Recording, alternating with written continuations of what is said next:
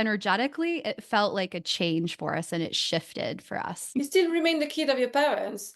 And that's where a lot of things are not right because you have the perfect situation and then we have the best we can do. So Hmm. you can look at the idealization. So yes, this is not right, but we know we're not on a perfect earth and we can't Hmm. reach perfection, at least so far in the society we have. So we're Hmm. trying to do the best that we can. But in a perfect situation, the parents give you birth and they are supposed to let you go at some point. They're not your parents anymore. You Yep. are supposed to step in your adulthood to Yep. be able to do that with your children.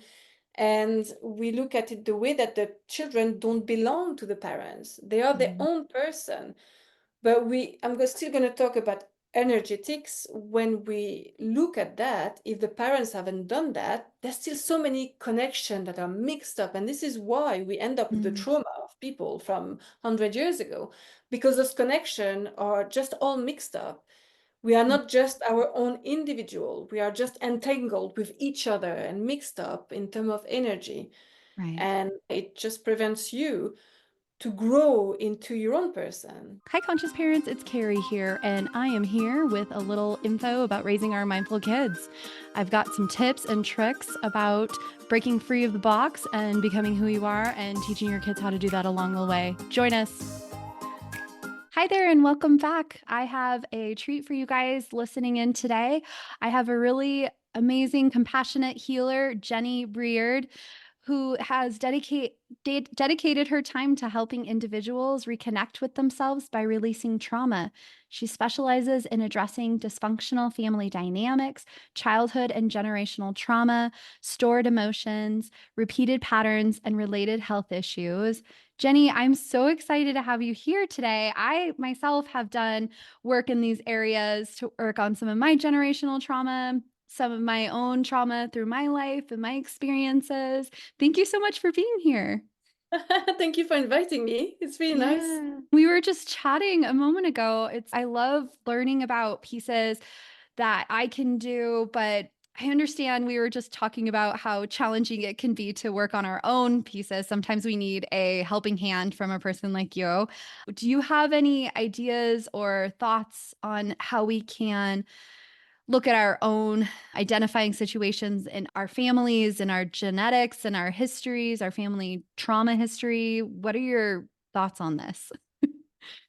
Like I was saying, it's very hard to do it on your own often because you are so stuck in it or like you are in the whole environment that it's very hard to take a Mhm. step back and Yeah. look into it.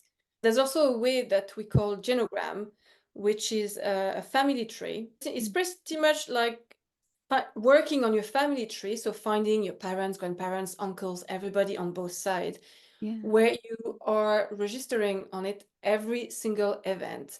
So you register the birth date of death if they are deceased. You register all what is miscarriages, stillbirth, abortions, every single thing, accidents, how people died.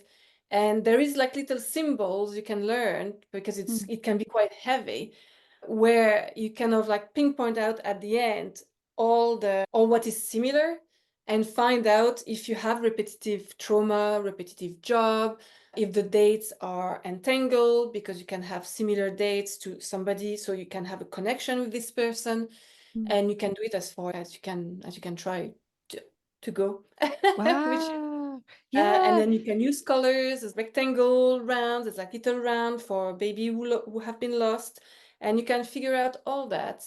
You can even put the pet if the pet has been important. You can even do that. Oh, I would have that in mind. Yeah, my pets were very important growing up in my childhood. That's actually really interesting because I did not ever get to say goodbye to my pets. My mom had to give them away when I was at college because she was allergic to them, and I never got to say goodbye. So So that's that in my work would be considered like a traumatic experience, even if you're a mm, child or like even if you're very much attached to your pets, because for yep. many people, pets are very important. And they Oh, can interesting. sometimes replace someone. Let's say you're missing a parent, you have a pet who can take the place of another parent or a Mhm. child, or it's really important. So yes, you can put them in a family tree. It's true because they used to call my parents used to call it like my sibling. because I was an only child. So interesting thought and not being able to say goodbye. Yeah. And then can also be that you can relate it as well if your mother Mhm. had lost a child or had a miscarriage, or sometimes you can even, I don't know if you ever heard about the vanishing twin. Oh, Did you ever yeah. heard about that? I have, yeah, a little bit. I don't have a huge background in it, but I've heard it mentioned. It's really So interesting. pretty much when you're born, for the people who don't know, when you are born, sometimes you or two, not even born, conceived. When you are conceived, you can be two, so twins, and Mm, one is leaving, but the mother doesn't realize it because it's very early. So it can be interpreted as just a spot or even go unnoticed. But the other baby who's staying has very much noticed it. And in some situation, they found some pieces of teeth or hair in the body of the person that remained hmm. that grew up. Yeah, So that's who we call the vanishing twin. right. And a pet can subconsciously replace that from somebody who lost one as well. Oh, that makes sense. That's really interesting with the energy piece. I can understand that. Yeah. So So I have, I wanted to go back to the genogram. So when we're filling that out, that sounds like that could be hard sometimes to work through and bring up a lot of emotions as we're filling it out, even. But yeah, does it, so as we go through, you had mentioned earlier, I don't remember if you mentioned it again, something about careers when we're filling it in and finding patterns. Is that, yeah, can yeah. you shed a Sometimes you little? can find Yeah. repetitive job and you can realize that you're following a path and Mhm. you never found like you were good in your job or you enjoy your job, and then you realize that subconsciously you followed the path of certain people in your family. Can happen as well. This is where you put all the careers and it can be similar. You can find out so much with the dates, the jobs. You can put pretty much anything you know about the people, where they lived. Sometimes you can realize that the immigration as well has been quite important. You can see two different Mm. nationalities and you can realize patterns depending on culture. So yeah, Mm. Okay, that's really interesting. And then there was another piece that you had mentioned. I can't remember right now, but it had to do it had to do with the trauma that we had I had seen through mentioned generations. my cousin with the dates, if that's what you Oh, yes, that piece. Yes. I'm trying to remember what So it was. you can find out some correlation. And I was explaining that my grandmother was born the 13th of May, and my Mm. cousin is born the 13th of May, Oh, and my her own daughter is born the same day that my grandmother died. So yeah. here you can see a lot of correlation. And when we look at children, my mother has lost quite a few children. She had two or three stillborn, or even 1 day old. She had a child that was heavily disabled. And when we follow the line, Mm. my cousin had the few abortions, she had few miscarriages. So they've been quite, you can find here a correlation. We might never know, but to me, when there is too much similarities, I'm thinking like there's something there, definitely. Mm. Especially that here the dates are entangled, they have similar dates, even the same. So it can be that we say that their destiny are pretty much mixed up. And Okay. when you do energetic work, the goal is to get Oh. them separated so they don't continue to follow the path. So in that sense, I would advise someone to work for their children, because here the daughter might follow the path of the mother. So that's how we work it out with the patterns on the genogram. Okay. No, when you're looking at bringing together two families, so when I was growing up, my mom would have dates on her family that would overlap with dates on my father's family. And Yeah. it was interesting. And like my husband and I have dates that overlap. So like I had the same birthday as my husband's grandfather, who he was very close to, but I never got to meet him. So what about when you're mixing families together? What does that look like? You can also look at the mix up between the two families. It's not because it's two different lines. We're not marrying Mm. people randomly. That's Right. my take. Yeah. It's not random, so there could Yep. be that there is things that get entangled as well that will need to be worked on.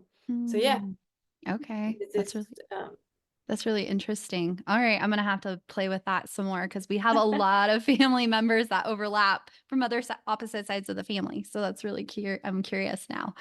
I was gonna ask you. So I would love to see if you had any take when we're talking about the energy of families and looking at the children that are born nowadays in our current earth environment. I have two kids that are very sensitive to their world. They were born with this passion and this drive to find their passion and to make this connection with others. They're just connected to the earth, connected to their passions. And my son wanted my daughter to just start walking right away. Let's just go. It's time to go. And she was brought home from the hospital. Have you found anything with these energetic pieces? Not really. It's very personal. Everything is very Mhm. personal because people have the family is so different from one aspect. Right. Um, you in the US, me in the UK, but I'm French. There's so many things Mhm. depending on the story of the land as well, where you live. There's so Yeah. many things that are so different that it's you can find pattern all over the world. But I like also to think that I'm working with individuals. So I will need Mm. to work with the entire family to see what's happening, to understand the children. I cannot really say that's because that happened in the other side of the world that your children are like this. But in Mhm. terms of hypersensitivity, like being very sensitive, Yeah. um, I'm not sure. There's so many theories about that, but then you can go Mhm. into the alien thingy, like the alien stories and things, which is like very another thing to look into. But I tend to think that children are overloaded. We Mm. haven't cleared out transgenerational trauma in thousands and thousands of years. And now we're reaching a point where we are asking the children to save the planet, to be better, to learn everything, to learn how to Mm. garden, to learn how to breathe, to do yoga, to be calm, to be emotionally regulated. There's so much demand on those children while the parents haven't done the work on the trauma Mm. or haven't figured out that they've been carrying trauma from thousands of years ago. Yeah. And they reach a point where the kids are just like, they're overloaded of Yeah. demands and emotion that is not theirs. Yeah. And that would be my take on the kids today. Yeah. Yeah. That makes a lot of sense. I do feel like a lot of our kids, we're seeing so much anxiety in kids in the US and also just the overprogramming. I'm getting packets in the mail saying, "Have you prepared your 9-year-old for college? This is what you need to start doing." And my husband are like, "Oh, no." And I hope other Yeah. families throw that away. No. Enjoy your life, be outside, have fun, live. Yeah. This is very much what I do with my daughter. Like she's 2, and I'm Mhm. being asked regularly, is she going to nursery? And I'm like, no, she's at home with me. Sometimes I'm Right. like, oh my God, take her away. It's not gonna end up well. Yes. But most of the time, is I want to have her with me. I want to Mhm. have her to play and not having requests already. Mhm. It's Yep. I feel like every adult has the request that the children are going to be the savior, but we are here. We are here to do the work. This is our job. Parents, Yeah. grandparents. It's not Yeah. because you're like old that you can do the work. This is now. Yeah. Uh, That's a lot of heaviness. Like, here, take this broken pieces of our culture. We're going to put this on you. It's your yeah, turn. You take fix it. it. Fix it. And if you Yeah. don't, you're crazy. You're not adapted to society. Yes. Yes. Yeah. Yeah. Do you, as far as we all talk about trauma, I feel like trauma is a big buzzword nowadays. I think you're in the right field right now, Jenny, because trauma is such a buzzword. Is there anything that we can do to try to not create more of it in our children? For me, trauma, it's not new. When I started it to Mm. work in it or even to heal for me, there was no mention of it. But yeah, lately it looks like everybody's talking about trauma and how with the vagus nerve and a lot of things. And I tend to see that Yes. it's a lot of theory. Mm. And the theory is nice, Hmm. but you need the practice. It needs to be Yeah. integrated in the body. You can understand your trauma. You can understand you have a dysfunctional family. You can understand that your parents were not here, or a lot of people are clever to understand, but when it stays still in the body, it's still Hmm. acting. Yeah. This is why I cannot recommend people to work on their alone, at least at the beginning. Yeah. when you are starting your journey into healing trauma, doing it alone at the beginning, this is going to be really hard because you're going to have to deal with your own emotions and everything alone. Mm. And one of the hardest part usually is to find a therapist that can work with you, because Mm. there's some good and there's some bad and there's some that very expensive and there's some that you can't afford. Money is a big issue because a lot of therapists are expensive. Yeah. So that's also a big problem where people cannot afford to have Mm. therapists and work and have support. Mm. So that's also a problem. So at the beginning, if you decide to do a healing journey, I will not recommend it to do on your own, because Mm. this is going to be way too heavy.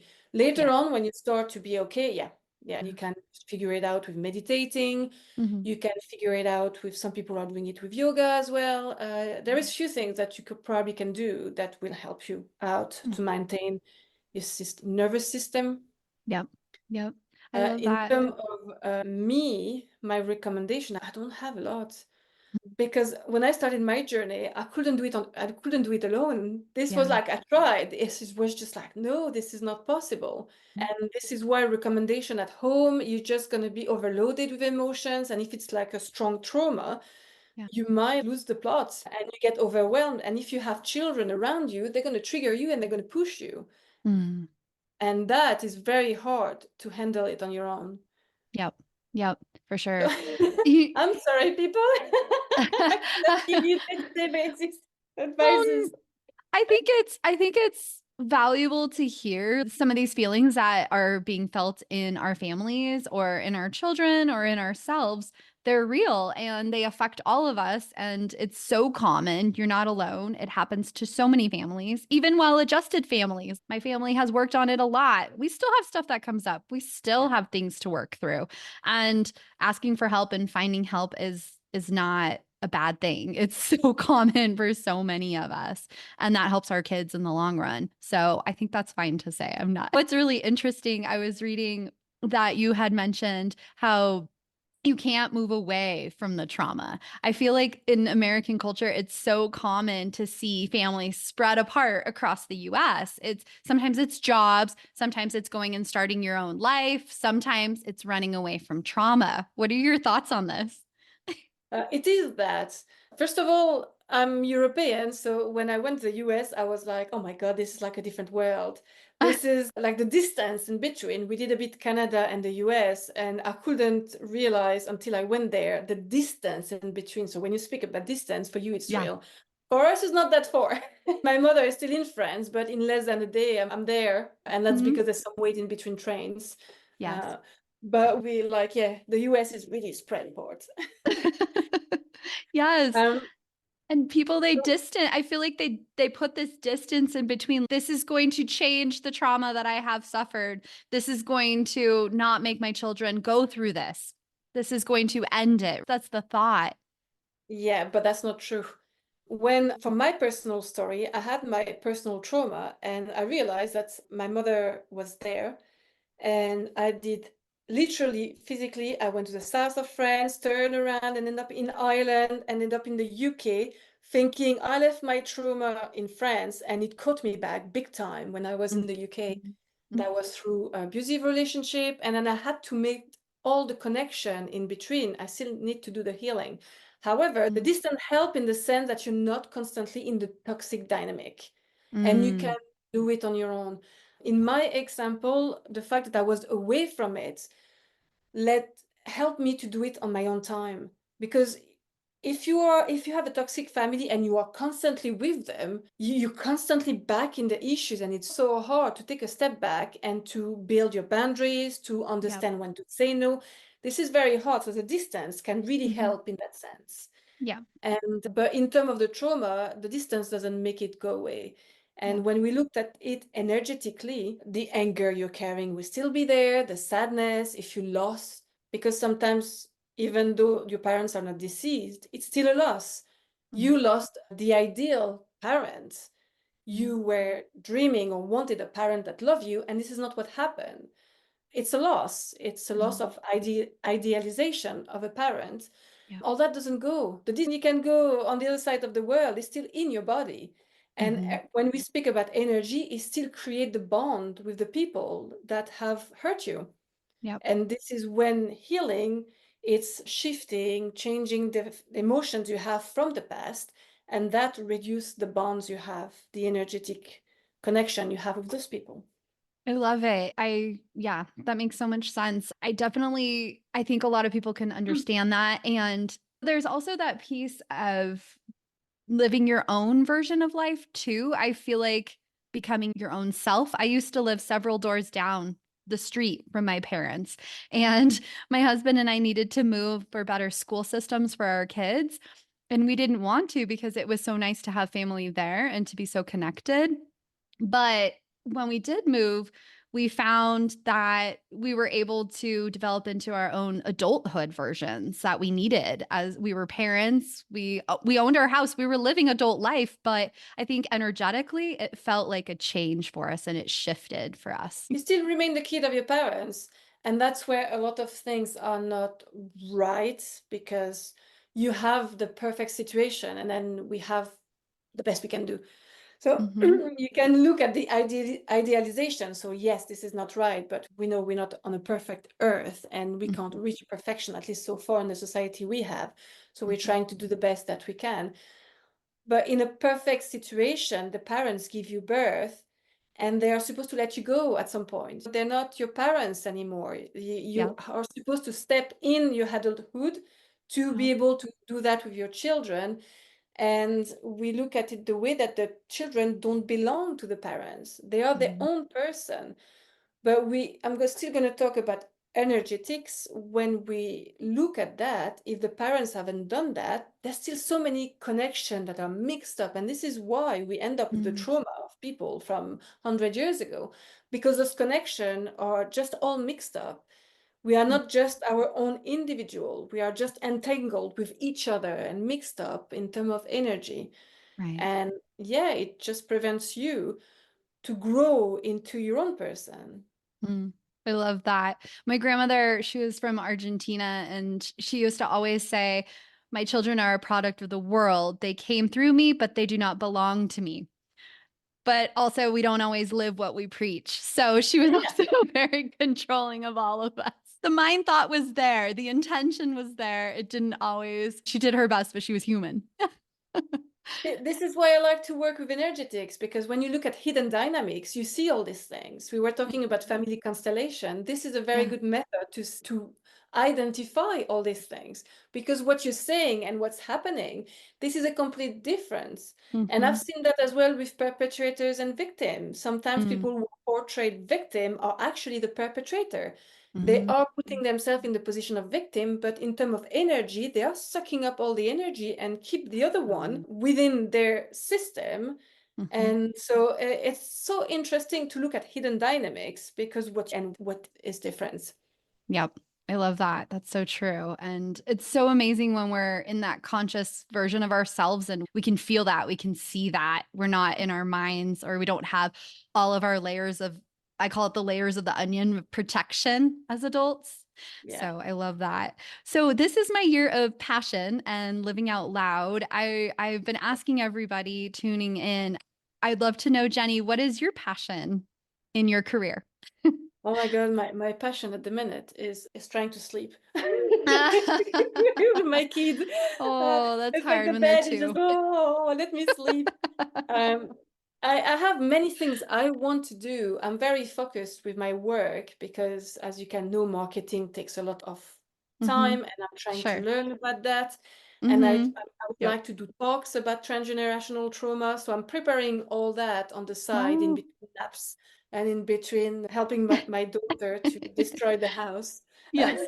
Yes, for sure. Um, but before, I used to dance salsa, which I used to Oh, love. wow. Uh, and I still would love to do it, except that they're doing the dancing session at 10:30 at night. And I'm like, I'm in bed. You cannot ask me. I need an afternoon class. Yes. If you're ever in the US, you'll have to come to the area I live in, Colorado. We have 8 o'clock salsa because in the US, we have to start a little earlier. We have early wake up times. I would be able to do that, but here they start 9:30, 10, just the social thing. So it makes it really hard to go out because I'm already in bed at that time. The mom life. Yes. And I Yeah, will yeah. say you will get more sleep one day. I have a 6-year-old and a 9-year-old, and I remember the life of no sleep. And it does get, it gets so much better. Now I have the 9-year-old who thinks he's 16 and he wants to go to bed late and get up late. I'm like, I'm sorry, school starts at 8:30, dude. You can't get up at 9. But maybe one day he'll live in Europe because he's destined for that life. A lot of things are too late in the evenings, which makes it tricky if you want to start things. But I would love to learn how to draw. I'm writing a book, but I've restarted the whole thing because I was not happy with the story. So it's like in pending. So I Mhm. have like lots of things aside, and my day just go too fast. It And sometimes does. if I don't sleep, my day is about having a big nap with my daughter to recover from the night before, so that day is just gone. Yep. I've found with heart to heart parents, I've found I let my right side of my brain flow, which is my creative, and the left side of the brain doesn't always kick in. Sometimes I just get a little bit done here and there, but each step toward it helps. Thanks. Um, Thanks so much, what I Jenny. really love as well is traveling. I Yeah. really Oh, love traveling. That yeah. is just, I didn't have much interest in the US, but my partner is obsessed with the US. And I was like, no, I don't want to go. No, I don't want to go. And then last year, he brought me to Yosemite. Yeah. I was like, oh my God, this is so It's beautiful. cool. And then I started Yeah. to see videos of Montana, and I was like, oh my God, this is so pretty. And then Yellowstone, I was like, oh. But Yeah. the US became a bit more, wow, how am I? Yeah. Hmm. It Yeah. looks beautiful. But then after your distance are insane. Yeah. Yeah. It's very far apart. You end up getting on an airplane to go just a few states away because, yeah, it's very big. It's He was different. looking at Yosemite, and I was like, I'd like to go to see a Utah National Park. And then I checked on the map, I was like, 8 hours? 8 hours in between? Like, why? Why? I thought it was like next door. I love it. Well, So thanks. yeah, traveling is, I Yeah. think traveling is amazing. It's Yeah. opening up, is discovering landscapes, is like meeting people. And instead of having an idea of what is, you see it straight. I can't remember how you say, but like ideas of how people will be, and I didn't want to go to Hmm. places. And then Hmm. when I'm arriving there, I'm like, oh my God, this is not how I imagined it at Yeah. all.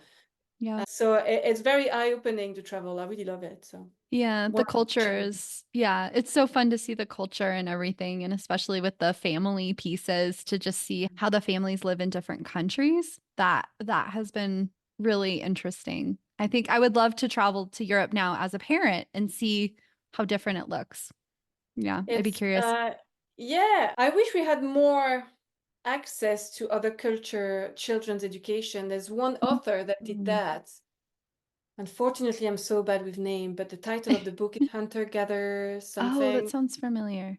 And she was saying that she had a 2 years old and she was in tears because she was like yelling and arguing with her 2 years old constantly. And she was like, it can't be that. And she said to travel, and she did the Inuit in the Mm, north. She did a tribe in a culture in Mexico, I think, and somewhere else. And she wow. learned how they were raising their children Mm, and how the children were not the same at her. They were helpful, they were part of the family, and she understood how they were raising their kids and the difference with the mhm. US, because the author is American. Yeah. And I just thought it was so interesting to be able to read about other culture and Mhm. being able to take from somebody else what works to bring it in your own family. That was good. Yeah, I So love having that. a book or having something about different culture in the world, how they raise their children, I think that would be very interesting. That would be really interesting. I love it. You might have to get on that, Jenny. Traveling around the world with my 2 years old, whining in the back. "Ah, I want more. Yeah, those long flights get a little tricky with the tiny ones. But She's not yes, too when bad she's in older. flights, but cars, she's terrible. No, last year we did 6, 7 hours hike with her, but my partner was not Wow. allowed to stop. Each time he was stopping to take a photo, Uh, she yeah, was the stopping is whining. I was like, that's yeah, true. no. Yep, it's the stops. It's the stops. You have to keep the momentum going. Yeah, yeah, yeah.